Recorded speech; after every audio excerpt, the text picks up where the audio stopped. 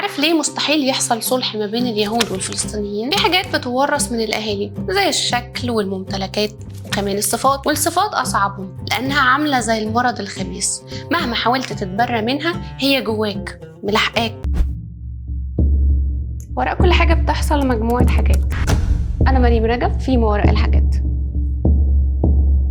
اليهود نقاد العهود. السؤال هنا، رغم اننا في ايام فضيله وشهر كريم، ليه ما يحصلش صلح او هدنه ما بين اليهود والفلسطينيين؟ لان الجماعه دول الغدر والخيانه صفه اصيله فيهم، واخدينها وراثه من جدود الجدود. وخلال كلامنا هوريك اللي عملوه الاجداد باللي بيحصل اليومين دول، بدايه من الرسول المرسل فيهم موسى عليه السلام لحد نبينا محمد صلى الله عليه وسلم. وقت وصول النبي صلى الله عليه وسلم المدينه كان موجود فيها 3 انواع من اليهود: يهود نضير، ويهود القينقاع، ويهود قريظ. اول ما وصل النبي صلى الله عليه وسلم المدينه عمل حاجه كده زي الدستور، تحدد شكل التعامل ما بين المسلمين واليهود وكمان الغير مسلمين داخل المدينه، وكان الهدف منه انه كل حد يكون عارف اللي ليه واللي عليه. وكان في معاهده ما بين النبي صلى الله عليه وسلم وبين اليهود، والاتفاق سلام ما بيننا وبين اليهود، والشرط انه هيكون لا معانا اثناء الحروب ولا حتى علينا مع الكفار. كانوا اسياد المدينه وقتها الاوس والخزرج،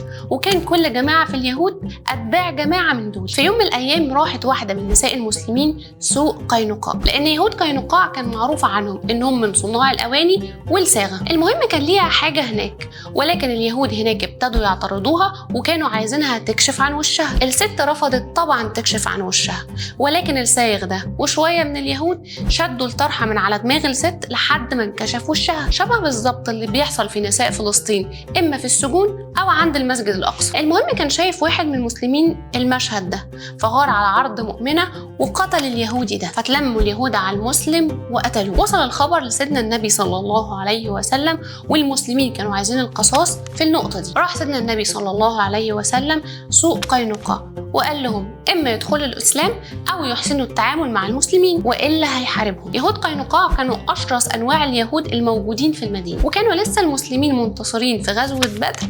قبل الموقف ده راحوا قالوا لسيدنا النبي صلى الله عليه وسلم اوعوا تكونوا فاكرين عشان غلبتوا شويه جماعه من قريش انكم بتعرفوا تحاربوا، وان بتوع قريش اصلا دول ما بيعرفوش يحاربوا، وان هم مش طير سهل يتاكل لحمه. وبعدها حاصرهم المسلمين 15 يوم وهم مستخبيين في بيوتهم لحد ما الرعب اكل قلوبهم. قرروا الاستسلام والالتزام بحكم النبي صلى الله عليه وسلم، ولكن توسط ليهم حد من الاسياد. عفى النبي عنهم ولكن امر ان هم يخرجوا من غير فلوسهم وخمس من اغنامهم ويطلعوا من المدينه وما نشوفش وشهم مره تانية. وبالفعل خرجوا، واتبقى في المدينة 2 من اليهود، يهود قريظ ونضير. كان بيحرض اليهود اللي خرج من المدينة اليهود اللي جوه المدينة علشان يكونوا ضد النبي، ووعدوهم ان هم معاهم. وكان التحريض على قتل النبي صلى الله عليه وسلم. وكان النبي في يوم كان قاعد تحت حيطة، والتخطيط من قبيلة نضير ان هم يقتلوه، ومن على سطح واحد من البيوت بتاعتهم كانوا هيرموا عليه حجر علشان يموتوه،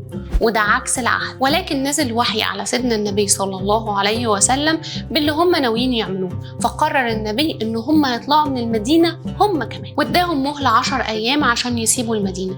ولكن في الوقت ده كانت قريش وقبائل تانية بتقول لهم ان هم معاهم، فبعتوا برسالة للنبي ان هم مش طالعين. واعوانهم وقت الجد محدش كان معاهم، فضلوا محاصرين لحد ما قرروا الاستسلام. وهم خارجين كانوا بيخربوا بيوتهم بايديهم عشان محدش من المسلمين يعرف ينتفع بيها. وده بالظبط شبه اللي بيحصل في القدس من تدمير كامل. نيجي للاصعب والاخطر واعظم خيانه ما بينهم، وهم يهود قريظ. اليهود اللي اطردوا كانوا بيحاولوا يجمعوا كل كارهين الاسلام والمسلمين، فراحوا القريش وبعض القبائل التانية وجمعوا من كل قبيله فيهم حزب، وكونوا الاحزاب اللي هتحارب النبي صلى الله عليه وسلم. وصل للمسلمين خبر وبداوا يتجهزوا للحرب، ولكن الحرب دي كانت صعبه بكل المقاييس. عدد الاحزاب دول او الناس اللي هتحارب من كل قبيله 10,000، في حين ان المسلمين كانوا 1,500 بس. وكان يهود قريظ مكانهم في المدينه ناحيه الجنوب. وفي ظل تجهيز المسلمين للحرب قصاد الاحزاب اللي عددهم اضعاف المسلمين،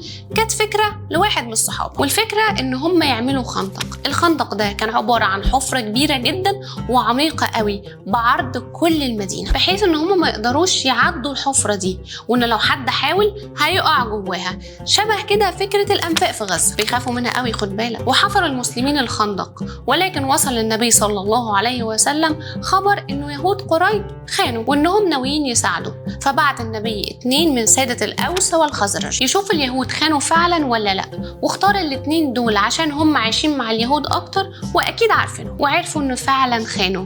وكده مفيش امان لا من المدينة من الجنوب ولا الخط الأمامي اللي عليه الأحزاب، وإن لازم المسلمين يكونوا مركزين قوي عشان لو حصل ودخلوا الأحزاب والمسلمين قرروا يتراجعوا هتكون الطعنة من الخلف من الجنوب. عرف 5 من المشركين إن هم يدخلوا من الخندق، ولكن سيدنا علي عرف يقتل أشرس واحد فيهم واللي كان معروف بأن هو جبار في الحروب. وفضل الحصار ده كتير جدا، وكان في مناوشات بينهم لحد ما شاء ربنا برياح تطير كل خيام الأحزاب، فقرروا الأحزاب إن هم يتراجعوا. وجه وقت تنظيف المدينة من قاذورات اليهود، وقرر النبي صلى الله عليه وسلم إن هو ينظف المدينة منهم. راحوا معاه الجيش ووصل لخيبر، وخيبر دي معناها المرضعة في اللغة اليهودية، وتسمى المكان اللي عايشين فيه بالاسم ده عشان كان فيه وفرة للمية. ويقال إن يهود خيبر هم اليهود اللي اتطردوا من فلسطين بعد هيكل السليماني الأول، ولو ما تعرفش الحكاية ممكن تشوفها في الحلقات اللي فاتت. بنوا هناك 7 حصون عشان حمايتهم. المهم قرروا يستخبوا في الحصون دي.